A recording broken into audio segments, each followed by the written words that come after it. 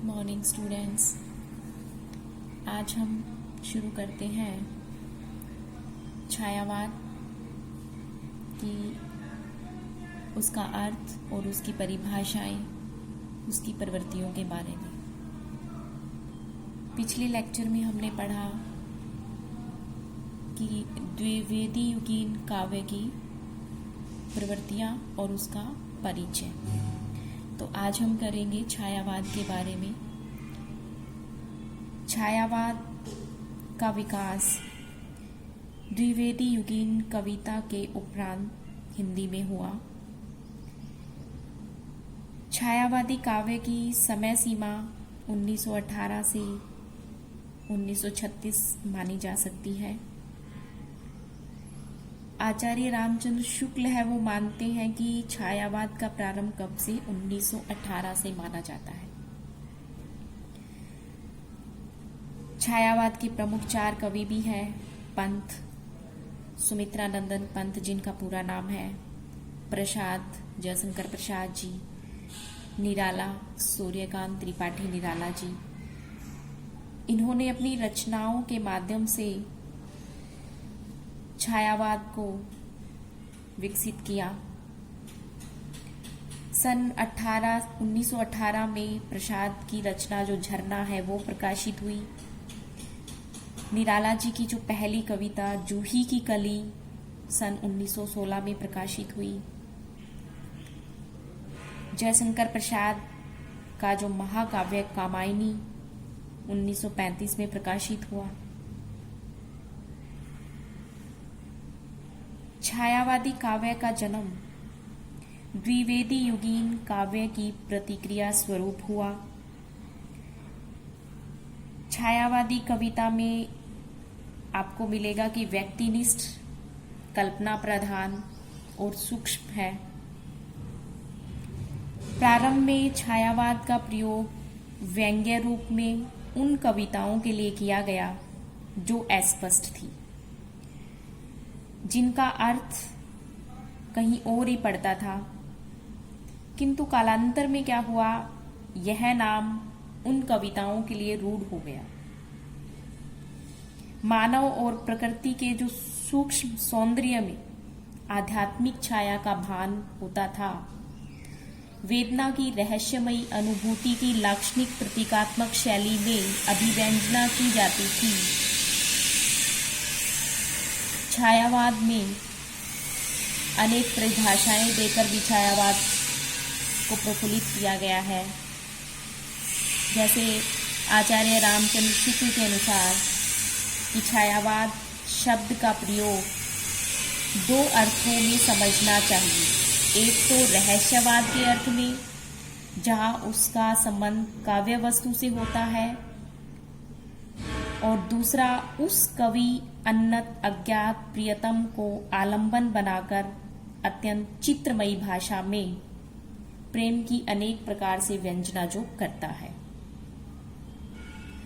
छायावाद शब्द का दूसरा प्रयोग काव्य शैली या पद्धति विशेष के व्यापक अर्थ में भी माना जाता है।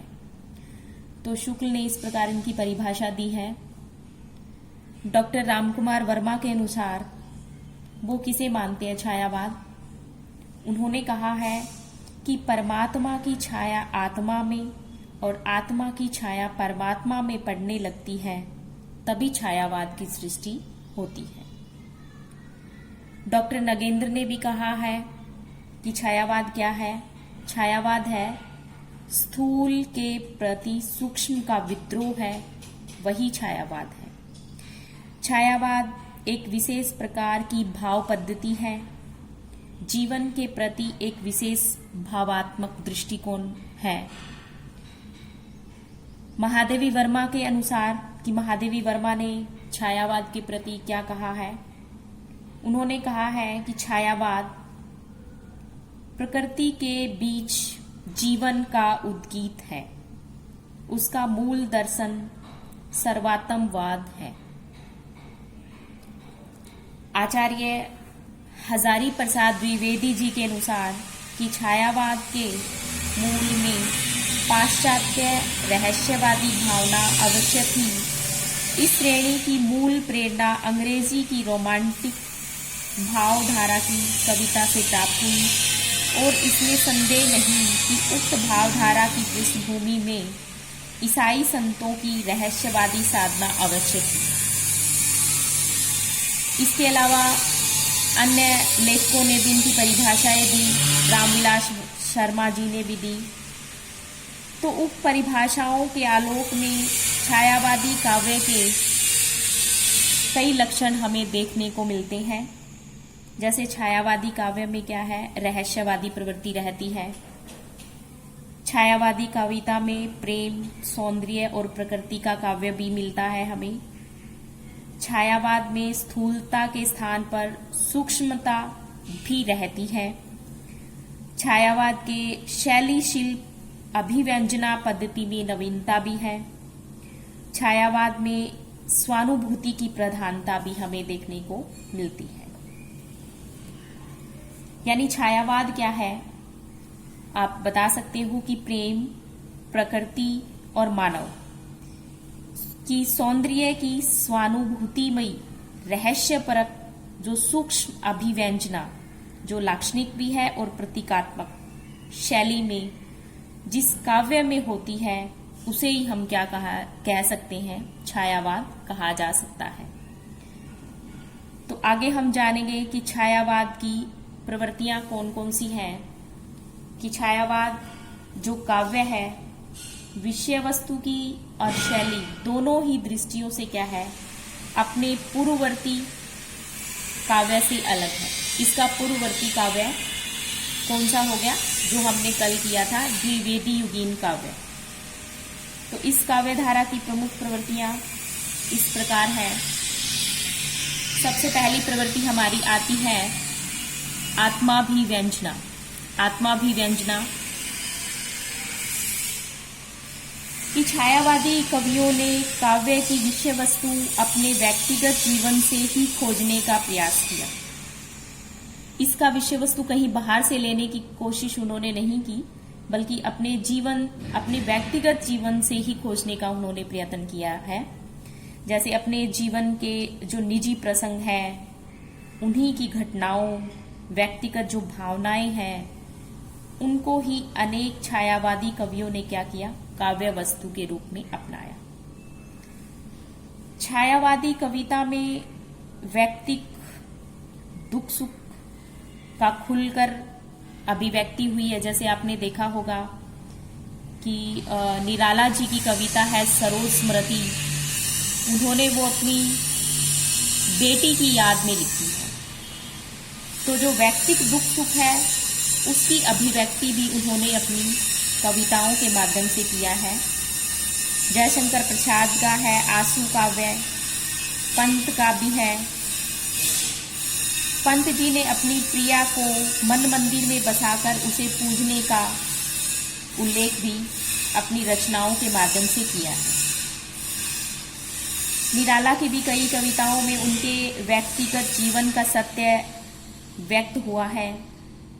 राम की शक्ति पूजा में राम की हताशा और निराशा में कवि के अपने जो जीवन की निराशा है उसकी अभिव्यक्ति भी हुई है। महादेवी वर्मा की कविताओं में भी आत्माभिव्यंजन की प्रवृत्ति हमें देखने को मिलती है। वेदना की जो प्रधानता उनकी कविताओं में है, उस पर उनके जीवन की छाया है, ऐसा कहना अनुपयुक्त नहीं होगा। उसके बाद हमारी अगली विशेषता आती है सौंदर्य चित्रण। कि सौंदर्य चित्रण किस प्रकार का रहा है। छायावादी कवि मूलतः क्या है, प्रेम और सौंदर्य के कवि माने जाते हैं, किंतु उनकी सौंदर्य भावना सूक्ष्म भी है और उदात्त भी है। उसमें रीतिकालीन स्थूलता, मांसलता का नितांत अभाव भी रहा है। सौंदर्य चित्रण में उनकी वृत्ति बाह्य वर्णनों में उतनी नहीं रमती जितनी क्या है, आंतरिक सौंदर्यता के उद्घाटन और भाव की दशाओं के वर्णन में रमी है। नेत्रों के सौंदर्य और उनके प्रभाव की व्यंजना निम्न पंक्तियों में प्रसाद जी ने कहा भी है जैसे बताया भी है, उनकी जो कामायनी रचना है उसमें भी काफी सौंदर्य चित्रण हमें देखने को मिलता है। कमल से जो चारु दो खंजन प्रथम, शारीरिक अंगों की कांति का वर्णन भी उसमें बड़े आकर्षक ढंग से किया गया है कि किस प्रकार कामायनी की जो नायिका है श्रद्धा, उसके सौंदर्य का भी वर्णन उन्होंने किया है। जैसे नील परिधान बीच सुकुमार, खुल रहा मृदुल अध खुला अंग, खिला हो जो बिजली का फूल, मेघ बन बीच गुलाबी रंग। जयशंकर प्रसाद द्वारा कामायनी में से लिया गया ये। प्रसाद के अनुसार क्या है? उज्जवल वरदान चेतना का सौंदर्य जिसे सब कहते हैं। सौंदर्य की अभिव्यक्ति सांकेतिक शैली में उन्होंने की है। श्रद्धा का सौंदर्य फूलों के पराग, सुगंध, मकरंद से युक्त भी है। फिर अगली प्रवृत्ति हमारी आती है नंबर 3 पर, प्रेमानुभूति। प्रेमानुभूति कि किस प्रकार उन्होंने प्रेमानुभूति की प्रवृत्ति को अपनी रचनाओं में दिखाया है। छायावादी कविता का प्रमुख आधार ही प्रेम रहा है। छायावादी कवियों की प्रेम की अनुभूति मानव प्रकृति, ईश्वर तक फैली हुई है। प्रेम के क्षेत्र में ये कवि मानवीय प्रेम से जुड़े हुए हैं। अपनी सूक्ष्म मानवीय भावनाओं को, आशा निराशा को, पीड़ा को, स्मृति को, विषाद आदि का चित्रण इन्होंने किया है। प्रसाद ने अपने जो आंसू नामक गीति काव्य है उसमें विरह चेतना का वर्णन भी किया है। इन कवियों ने क्या किया? प्रेम में श्रृंगार के संयोग का और वियोग दोनों पक्षों के आकर्षक चित्र हमें देखने को मिलते हैं। जैसे आप देखोगे कि निराला ने जो कविता लिखी है जूही की कली, उसमें प्रकृति के प्रतीकों से प्रेम व्यापारों का निरूपण भी किया गया है। और जय सुमित्रानंदन पंत का भी देखा जाए तो काव्य में प्रेम और श्रृंगार भावना की बड़ी सहज अभिव्यक्ति हुई है। उसके बाद हमारी अगली प्रवृत्ति आती है स्वानुभूत वेदना की अभिव्यक्ति। छायावादी कवियों ने निजी सुख दुख और पीड़ा का अत्यधिक वर्णन किया है। प्रसाद जी अपनी प्रेमिका को पाने में असफल रहे। महादेवी पति से अलग होकर एकांकी जीवन जीने के लिए मजबूर हुई और पंत जी भावी पत्नी की कल्पना ही करते रहे, परंतु उनका विवाह नहीं हुआ और निराला यौवन काल में ही विधुर हो गए। और यही 4 कवि इसके छायावाद के प्रमुख कवि माने जाते हैं। प्रेम के क्षेत्र में असफलता के कारण ये कवि अपनी काव्य रचनाओं में स्वानुभूत वेदना और पीड़ा का भी वर्णन करते हुए दिखाई पड़ते हैं। पंत जी ने लिखा भी है कि बिना दुख के सुख निस्सार, बिना आंसू के जीवन भार, दीन दुर्बल है रे संसार, इसी से दया क्षमा और प्यार। यानी ये चारों प्रमुख कवि हुए कौन कौन से? महादेवी वर्मा, पंत, निराला जी और जयशंकर प्रसाद, जो अपने जीवन में असफल, मतलब अपनी जो एकांकी जीवन था उसमें असफल, प्रेम में असफल रहे हैं। तो जो उनके स्वानुभूत वेदना थी उसी की अभिव्यक्ति इनकी रचनाओं में भी हमें देखने को मिलती है। उसके बाद नंबर 5 पर हमारी आगे वाली प्रवृत्ति आती है प्रकृति चित्रण, कि प्रकृति चित्रण उनका किस प्रकार रहा है। छायावाद और प्रकृति को अलग करना नितांत असंभव माना जाता है। प्रकृति के बिना तो छायावादी काव्य प्राणहीन दिखाई पड़ता है। छायावाद में आलंबन, उद्दीपन, मानवीकरण, रहस्यवादी सभी रूप हमें देखने को मिलते हैं। यानी छायावादी कवियों ने प्रकृति का आलंबन रूप भी किया है, उद्दीपन भी, मानवीकरण रूप भी और रहस्यवादी रूप भी हमें देखने को मिलता है। प्रकृति प्रेम ही छायावाद का प्रतिपाद्य रहा है। मुख्य रूप से इनका प्रतिपाद्य क्या है? प्रकृति प्रेम ही रहा है। डॉक्टर नामवर सिंह ने लिखा भी है कि छायावादी युग ने प्रकृति को इतना महत्व दिया कि किसी अपरिचित और नन्हे से फूल को भी स्वतंत्र रूप से एक कविता का विषय बनाया जा सकता है। अकेले एक बूंद पर भी पूरी की पूरी कविता लिखी जा सकती है। कामायनी के चिंता सर्ग से प्रकृति के एक भयंकर रूप का वर्णन आपको मिलेगा। जैसे कामायनी है उसमें 15 सर्ग हैं और जो चिंता सर्ग है उसमें आप प्रकृति के मनोरम दृश्य या मनोरम चित्र देख सकते हैं। उसके बाद हमारी अगली विशेषता आती है प्रकृति चित्रण के बाद नारी भावना, कि नारी भावना उनकी किस प्रकार की रही है। भारतीय साहित्य में नारी विषयक अनेक धारणाएं व्यक्त होती रही हैं, लेकिन क्या है, छायावादी कवियों ने नारी के प्रति उदात्त दृष्टिकोण अपनाकर समाज में उसके सम्मानीय स्थान को प्रतिष्ठित किया है। छायावादी कवियों ने उसे प्रेरणा का पावन उत्स मानते हुए गरिमा प्रदान उसे की। वह दयाबी, क्षमा, करुणा, प्रेम की देवी है और अपने इन गुणों के कारण श्रद्धा की पात्र भी मानी जाती है। जैसे जयशंकर प्रसाद ने आपने पंक्तियां सुनी भी होगी कि नारी तुम केवल श्रद्धा हो, विश्वास रजत नग पग तल में पीयूष स्रोत सी बहा करो, जीवन के सुंदर समतल में नारी तुम केवल श्रद्धा हो। छायावादी कवियों ने एक बार नारी को उचित मान सम्मान भी दिया।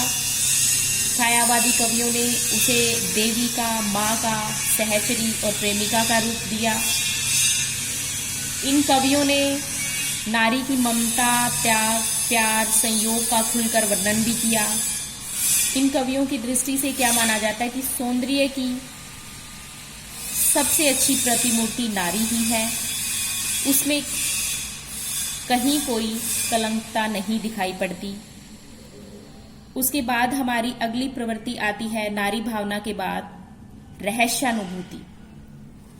रहस्यानुभूति अज्ञात सत्ता के प्रति जिज्ञासा की जो भावना होती है उसे रहस्यानुभूति कहा जाता है। कवि इस दृश्य जगत में व्याप्त अज्ञात अगोचर सत्ता के साथ अपना रागात्मक संबंध स्थापित करना चाहता है, तब उसे क्या कहा जाता है? रहस्यवाद कहते हैं।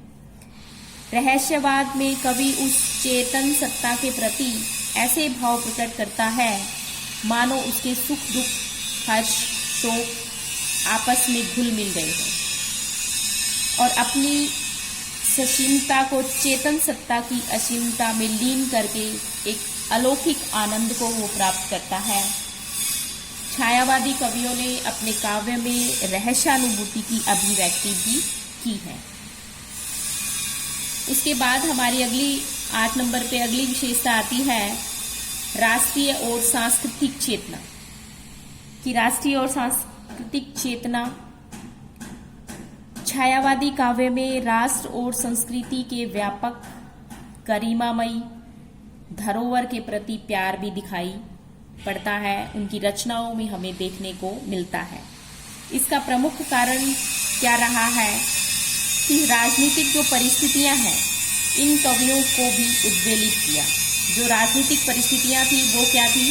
अच्छी नहीं थी, परिस्थितियां अनुकूल नहीं थी और इन कवियों को भी उन्होंने विचलित किया। इन कवियों ने न केवल अंग्रेजों का प्रत्यक्ष विरोध भी किया, देश प्रेम और राष्ट्र गौरव के गीत भी इन्होंने लिखे। प्रसाद जी ने अपने नाटकों में क्या किया? राष्ट्रीय भावनाओं को मुखरित किया।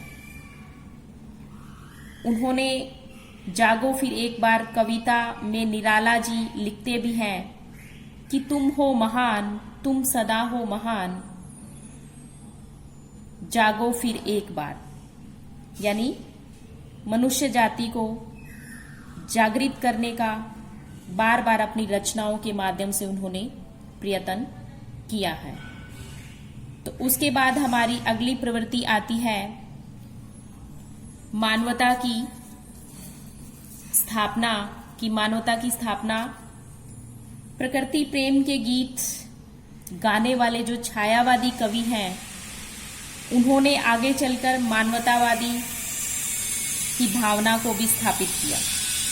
जैसे स्वामी विवेकानंद ने, टैगोर ने, रामकृष्ण परमहंस, अरविंद आदि दार्शनिकों ने इन कवियों को अत्यधिक महत्व भी दिया। जयशंकर प्रसाद ने जैसे उनकी रचना कामायनी है, उसमें वसुधैव कुटुंबकम की भावना को स्थापित करना चाहते हैं वो कामायनी के माध्यम से। महादेवी के काव्य की वेदना मानव कल्याण से अनुप्राणित है। महादेवी के काव्य में आप देखोगे कि रहस्यवादी काव्य माना जाता है उनका, और पूरे के पूरे काव्य में जो वेदना से परिपूर्ण है।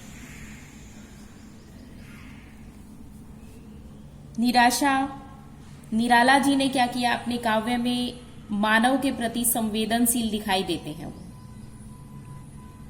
पंत की दृष्टि से भी यह संसार क्या है, मानव ही सुंदरतम है इस सृष्टि में, और वही उसका मूल केंद्र भी माना जाता है।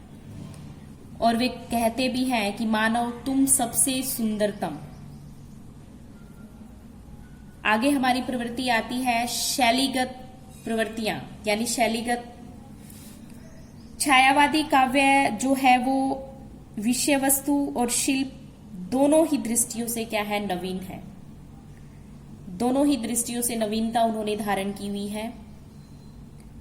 लाक्षणिक भाषा का प्रयोग भी हुआ है, प्रतीकात्मक शैली, उपचार वक्रता, नवीन अलंकार विधान। इस काव्य में शिल्पगत नवीनता हमें दिखाई पड़ती है। पंत की रचनाओं में प्रतीकात्मकता, लाक्षणिकता भी हमें देखने को मिलती है। शुक्ल ने कहा भी है कि छायावाद की शाखा के भीतर धीरे धीरे काव्य शैली का बहुत अच्छा विकास हुआ है, और इसमें कोई संदेह नहीं है। उनमें भावावेश की आकुल व्यंजना, भाषा की वक्रता भी, कोमल पद विन्यास, काव्य का स्वरूप संगठित करने वाली प्रचुर सामग्री है, वो हमें दिखाई पड़ती है। इनकी कविताओं में प्रतीक योजना काफी प्रभावशाली रही है। इन कवियों ने अत्यधिक महारत हासिल अप्रस्तुत विधा